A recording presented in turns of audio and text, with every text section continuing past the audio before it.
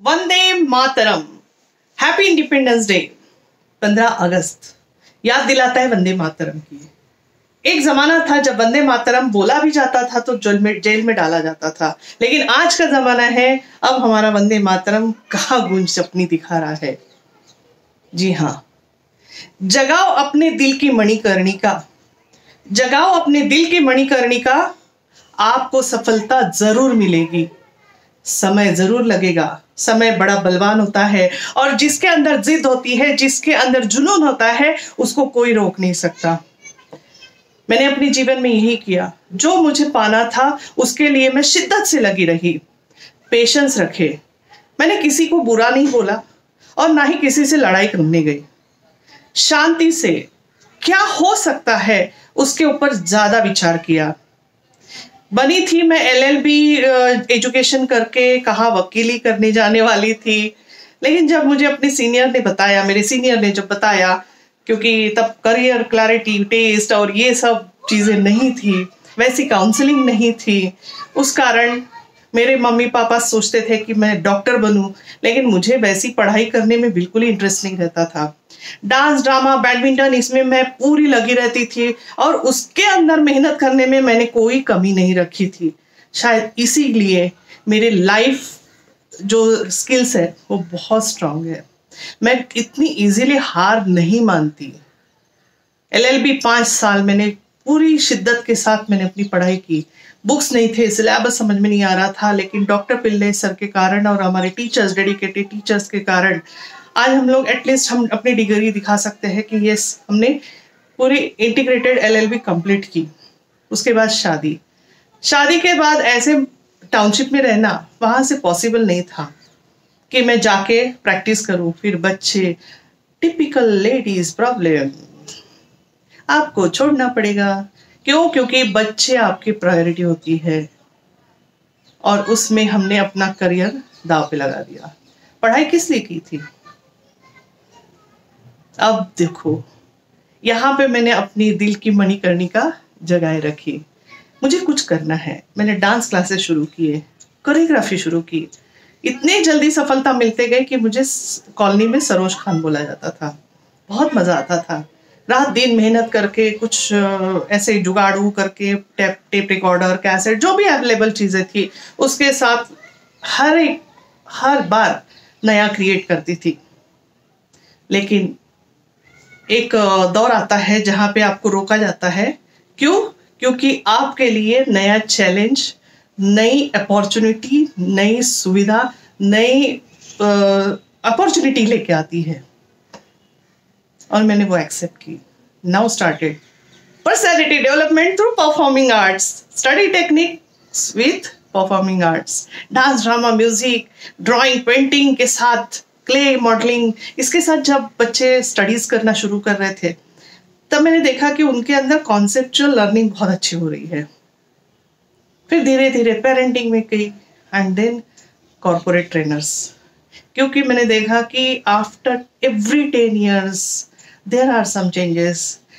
यहाँ तक 10 साल करते करते एक लेवल आती है जहाँ पे हम बोर हो जाते हैं। वी वांट समथिंग न्यू, यहाँ नया कुछ होना चाहिए।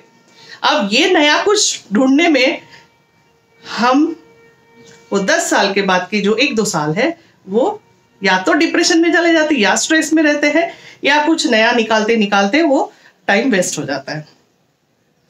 ये सब चीज देखते हुए और ये सब एक्सपीरियंस, लोगों को मैंने सुना, and now I have very good product for the ladies also who wants to come back in their work life. इतना आसान नहीं है, बोला जाता है ना, लेकिन लेडीज, हमारे अंदर जो झांसी की रानी है, महिषासुर मर्दिनी है, भारत माता है। माता क्यों बोला जाता है? एक माता कहीं रुक नहीं सकती, उसके अंदर जुनून होता ही होता है। बस उसको एक चिंगारी चाहिए और एक प्यार भरा हाथ चाहिए।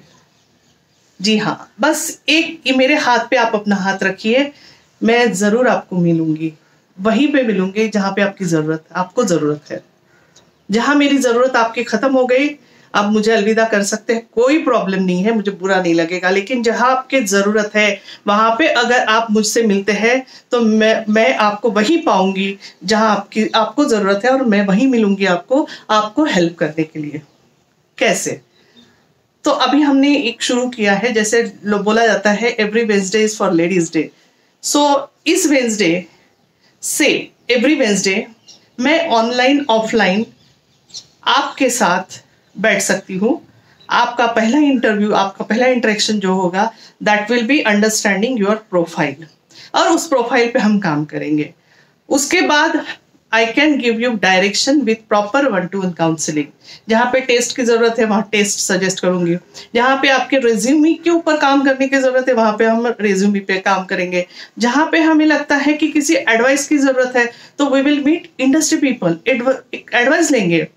और उसके बाद आपके अंदर जहाँ पे प्रोफेशनल स्किल्स लैकिंग है, वीक है, उस पे काम करेंगे। आपके तरफ से एक ही चीज चाहिए आज, फ्रीडम ऐसे नहीं मिला, उसके लिए शिद्दत से लोग लगे रहे, अपनी हर चीज न्यौछावर कर दी, अपना तन मन धन न्यौछावर किया, जान भी दी। और आज हम चाहते सब कुछ है, लेकिन मैं जॉब करना चाहती हूँ, लेकिन वो लेकिन इतना बड़ा होता है, उस लेकिन को हम छोटा करेंगे और एक कमिटमेंट करेंगे।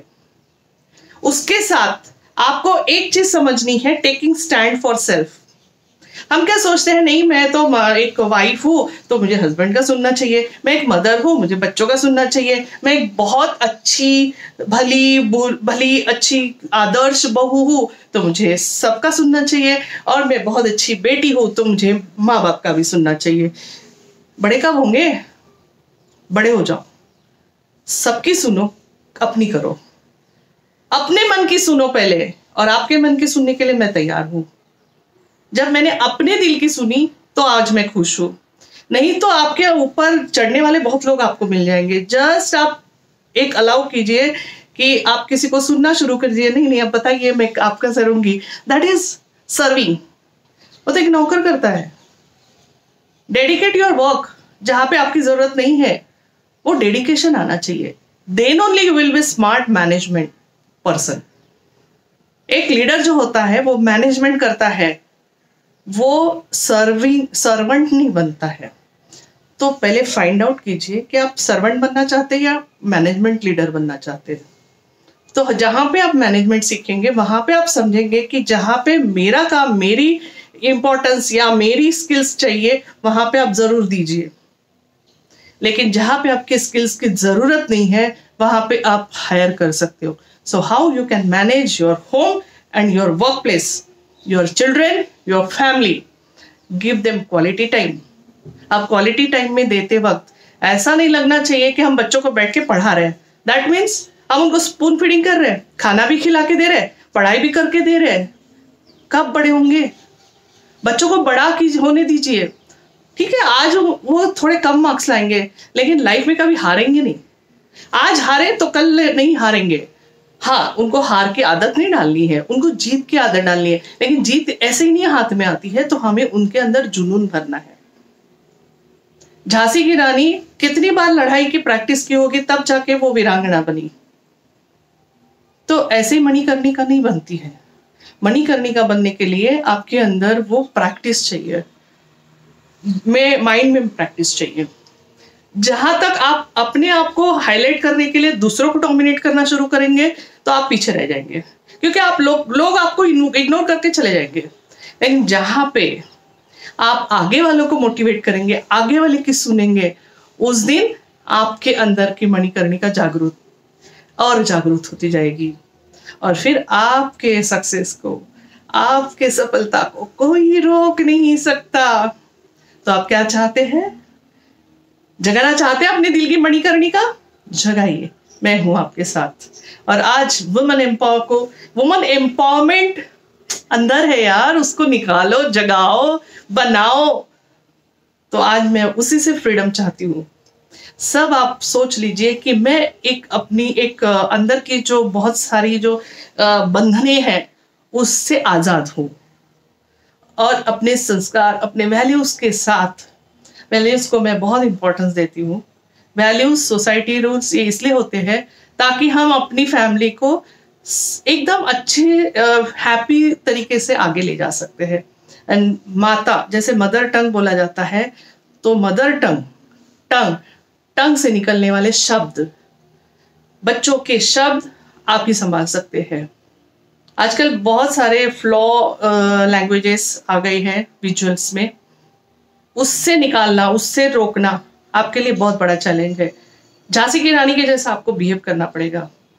तो प्लीज अभी उनके टंग को होल्ड कीजिए, क्योंकि आगे भी बोला जाएगा मदर टंग।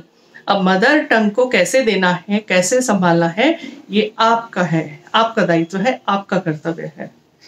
तो तैयार है तलवार के साथ, ये टंग तलवार के साथ बच्चों को अच्छे शब्द देने के लिए, बच्चों को अच्छी शिक्षा देने के लिए और नीति शास्त्र के साथ, अपने भारतीय संस्कृति के साथ आगे बढ़ने के लिए।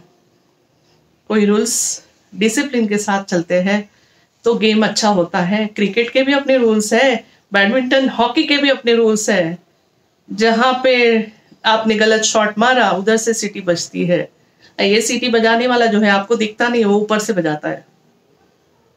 तो हम उस सिटी वाले, उस भगवान को आज याद करते हैं, उस भारत माता को भी याद करते हैं, जिनके कारण हम इस देश में बड़े आजादी से घूमते हैं। उस देश को प्रणाम, उस भारत माता को प्रणाम। वंदे मातरम।